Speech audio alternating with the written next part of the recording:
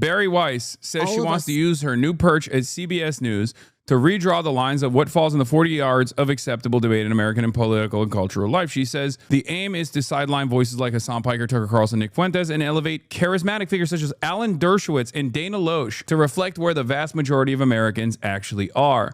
Now, obviously, I think this is funny for a couple different reasons. One of the reasons why it's funny is because this is Bari Weiss saying the quiet part out loud. And another reason why is obviously because she's referring to Alan Dershowitz as a charismatic figure. Like, she's literally saying, look, whether you disagree with these people, with Tucker Carlson and Nick Fuentes, I certainly disagree with them, or not, whether you disagree with these people or not, like, it's ridiculous to say that people like myself or people like Tucker Carlson don't have massive real audiences as opposed to Alan Dershowitz or Dana Loesch, you know, media animals media demons that have been propped up, tenured professors and media demons that have no organic platform on their own.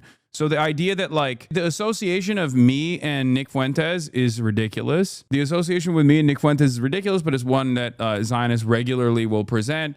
Not realizing that this doesn't actually make me look bad, but it actually normalizes people like Nick Fuentes in the eyes of many people because the position I hold is the majority position on Israel, right? It wasn't the case post October 7, but it certainly is the case now. So all that does is, I think, normalize Nick Fuentes more in the eyes of many Americans, and it's a dangerous position that these dipshits actually advance, even if they don't realize it. And apparently, she did end up uploading a debate between Alan Dershowitz and Dana Loesch on gun control, and that debate got 1,994 views in 10 hours. So obviously it's definitely not something that the American population or anyone, as a matter of fact, is looking for. But let's take a look at this silly thing, and I'm going to give you the tea afterwards as well, which makes it even funnier that Bari Weiss and CBS News is mentioning my name alongside people who should be deplatformed. See the moment that we're in.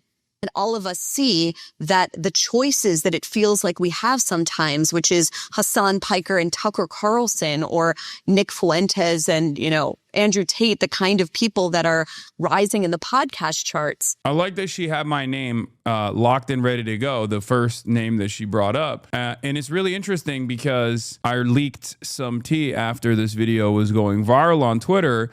And that tea is that they literally are trying to get me to do a debate on CBS News with a person that happens to be on this panel, Ben Shapiro. That's right. They literally want me to do a CBS News debate with Ben Shapiro. And I said I would do it as long as it was about Israel-Palestine, and they want to do it over capitalism. And I was like, that's boring, So it's so funny that she's like saying this. It's so funny that she's talking shit with Ben Shapiro on that panel, and she's literally on the sidelines trying to set up a debate between me and Ben Shapiro. So what happened? You're like, oh, we need to sideline people like Hasan Piker at CBS News while, in private, she's trying to set up a debate. I said, what makes this funnier is that her outlet CBS News is currently trying to set up a debate with me. Yeah. Also, her bestie Olivia Reingold wanted to profile you. I know. So which one is it? Am I supposed to be a dangerous extremist voice that needs to be deplatformed, or am I actually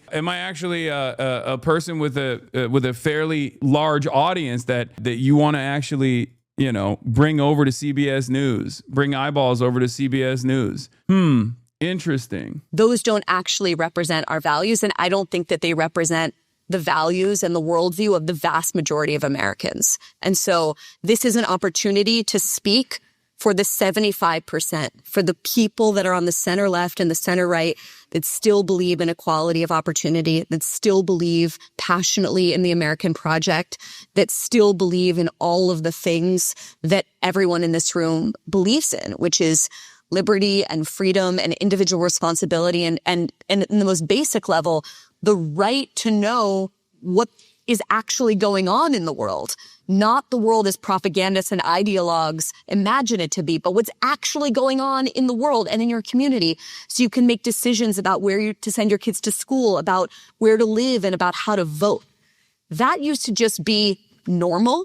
And the goal of what we're trying to do at CBS is to get back to that normalcy. And I feel incredibly energized and enthusiastic because I think that is where the vast majority of Americans actually are. Well, so that articulation of that set of goals to speak into the lives of the 75%. How are you going to do that? What's your strategy for success? So I think one of the problems is a lot of people have tried to do centrist news. I know this because I am like the target audience for those things. And the reason that they have all failed is it's like trying to force feed spinach down someone's throat, right? It's felt very like tofu, oatmeal. It's like centrist news is choosing the midpoint between every single topic. It's felt like an absence. I do love her being like 75% of Americans. Like, why won't anybody point to what 75% of Americans believe? And it's like, okay, let's ask 75% of Americans how they feel about Israel. You know, who do you think they're closer to on Israel? Person who's sitting as a propagandist for the apartheid state, or guy who says Israel sucks. I wonder what Americans would be tuned into in terms of their opinions on Israel. Me or Bari Weiss? Like, what a stupid argument. And I'm not even talking about the rest of the world. Obviously, the numbers get even worse if you go to the rest of the world. But like, even in America, even in the United States of America, who's closer to the average person's opinion when it comes to America's seemingly endless loyalty to the apartheid state of Israel? And it also doesn't make any sense because she goes, oh, it's broccoli. Centrist news is what 75% of the population demands, but it's also broccoli. It's also spinach. It's also boring. Okay, which one is it? Are people desperate for some centrism and some normalcy and some normal voices in media? Or is it actually boring and you're trying to manufacture consent? Where are we at on this? People have tried to do centrist news. I know this because I am like the target audience for those things. And the reason that they have all failed is it's like trying to force feed spinach down someone's throat, right? It's felt very like tofu, oatmeal. It's like centrist news is choosing the midpoint between every single topic. It's felt like an absence of charisma and identity. And yeah, that's why we need to bring in incredibly charismatic sexual dynamo Alan Dershowitz to CBS News. It's like, I was thinking like, where can you get more Alan Dershowitz? In mainstream media, that's it. Whether it be an article that he will write about how we must lower the age of consent laws, or whether it be going on Fox News on a nightly basis to talk about how the victims of Jeffrey Epstein are liars, right? Alan Dershowitz is on mainstream media all the time. Dana Loesch is a mainstream media figure. She was an NRA spokesperson. It doesn't make any sense. The funniest part about this, in my opinion, is that she is so objectively bad at her job that this is a failure, in my opinion. And it's not just a failure. I mean, it's the type of failure you can see, right? The example Bari Weiss gave of the charismatic mainstream debate she believes will revitalize CBS, namely the gun control debate she arranged between Alan Dershowitz and Dana Loesch, has so far been watched by a grand total of 860 people in 5 hours since posting. Perhaps for all of the anger and resentment that you might have towards independent media content creators who are not abiding by whatever norms existed in legacy publishers, norms, i.e. norms, for example, of demonstrating unconditional loyalty to Israel. Whether you like it or not, it is obvious that people on the independent side of things have to actually carve out their own audiences. And in an effort to do so, they have to be more entertaining. They have to be more charismatic than the people who get hundreds of thousands of dollars a year to sit on a CNN panel, or to sit on a CBS panel, or to sit on a Fox News panel. This is not an issue that you can solve with money. Jay Caspian Kang says, so basically she's going to cancel everyone she disagrees with and elevate Alan Dershowitz. Also, if you're going to redraw lines to square up more with what 75% of Americans believe, how are you going to cover aid to Israel, which is widely unpopular amongst that 75%? Also, maybe I'm slow, but Hassan Fuentes and Tucker aren't on CBS this morning chopping it up with Nate Burleson. How are you going to cancel them from CBS News and foreign free press? Is Coleman Hughes going to do an impassioned segment on 60 Minutes? It's like PS4 saying to PS5, you're canceled. It's just like, I'm not on CBS News. And not only am I not on CBS News wants me to be on CBS News. So what is this conversation? Like, did they want to have me on CBS News so they could turn around and be like, actually, we never wanted you on there, Okay, what is this? Come on, man. What? Not prestigious for much longer? Come on, man. It's still one of the OGs of American TV. So was CNN. I don't respect them anymore. It's not about respect, honestly, just the history. CNN is no way comparable to CBS, though CNN is like a baby age-wise to CBS. No, this chatter is correct. CBS, amongst like the 50-year-old audience and over, still has a lot of prestige. And I think Bari Weiss and the Ellisons are going to utilize that prestige to do like, they're going to utilize that prestige till the very last moment to basically pump out as much pro-Israel content as possible. But that generational divide is already there, right? That generational divide has already existed, and it's not going to make people my age and make people younger than me turn around and be pro-Israel. So they're just using what remains of the institutional legacy, what remains of the institutional legacy as like a prestige